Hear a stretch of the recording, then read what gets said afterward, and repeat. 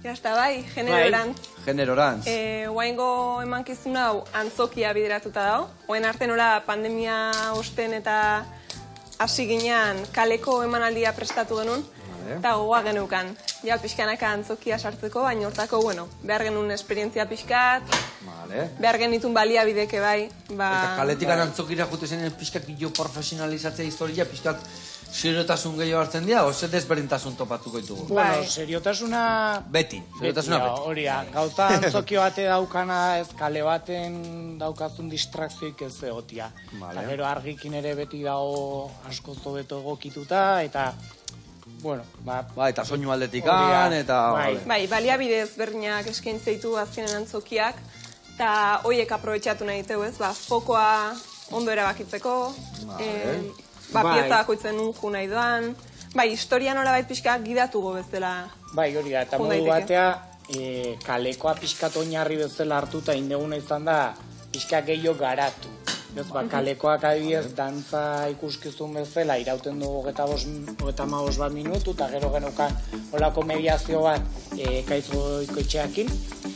Eta gonbidatuak eta herrian herriko gonbidatuk izate genitun kaleko emanaldi hortan, parte aktibo izate zutenak. Eta bain nola bai. Hori da, eta bain adibidez, dantzak igual garrantzia gehiago dauka, eta 55 bat minutu edo ditugu dantzak. Eta bertan hartuko upartzere bai kanpoko jendiak, edo igual takillan da honak eta holakoak. Bueno, igual. Modu hortako sorpresaik ez dago. Zenbat kide zaudete kimuan? Oain, pixka familia pixkanaka azten doa. Ordu noen ja behatzi kimuak idegea. Hori da. Eta Kaitz-Goikoetxeak jarraituko proiektu honetan ebai, bere hitz, testu, olerki bidez. Lotura horiek sortzen.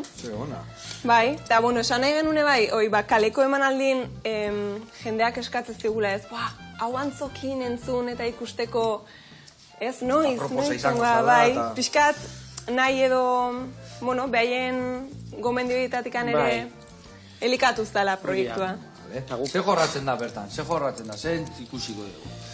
Bai, gaia oinarrian usten diogu generoan hauzian ingurun jungo da.